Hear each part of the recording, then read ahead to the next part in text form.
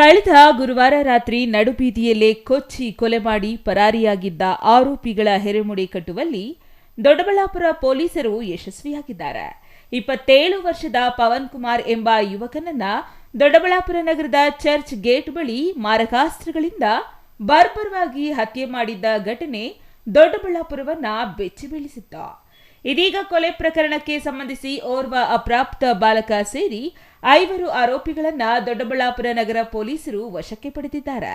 ದೊಡ್ಡಬಳ್ಳಾಪುರದ ಕಂಟನಕುಂಟೆ ಗ್ರಾಮದ ಮಂಜುನಾಥ, ಸಿದ್ದೇನಾಯಕನಹಳ್ಳಿಯ ಉದಯ್ ಕುಮಾರ್, ಸಿದ್ದೇನಾಯಕನಹಳ್ಳಿಯ ಹೇಮಂತ್ ಕುಮಾರ್, ದೇವನಹಳ್ಳಿಯ ಸಂದೀಪ ಮತ್ತು ಓರ್ವ ಅಪ್ರಾಪ್ತ ಬಾಲಕನನ್ನು ನಗರ ಪೊಲೀಸರು ವಶಕ್ಕೆ ಪಡೆದು ವಿಚಾರಣೆ ನಡೆಸುತ್ತಿದ್ದಾರೆ.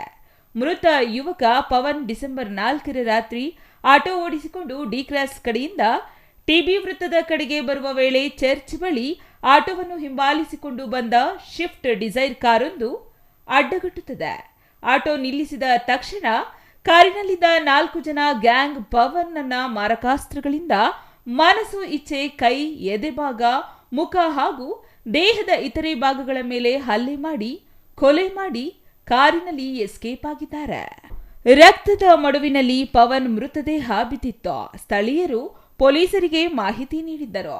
ಸ್ಥಳಕ್ಕೆ ಜಿಲ್ಲಾ ಪೊಲೀಸ್ ವರಿಷ್ಠಾಧಿಕಾರಿ ಸಿಕೆ ಬಾಬಾ ಹಾಗೂ ASP Venkatesh Prasanna, DYSP Panduranga, police inspector Amaresh Gowda ಭೇಟಿ ನೀಡಿ ಪರಿಶೀಲನೆ ನಡೆಸಿ ಆರೋಪಿಗಳ ಬಂಧನಕ್ಕೆ ಬಲೆ ಬೀಸಿದ್ದರು. ಈ ಭೀಕರ ಕೊಲೆಗೆ ಅಕ್ರಮ ಸಂಬಂಧ ಕಾರಣವಾಗಿದೆ ಎನ್ನಲಾಗಿದೆ.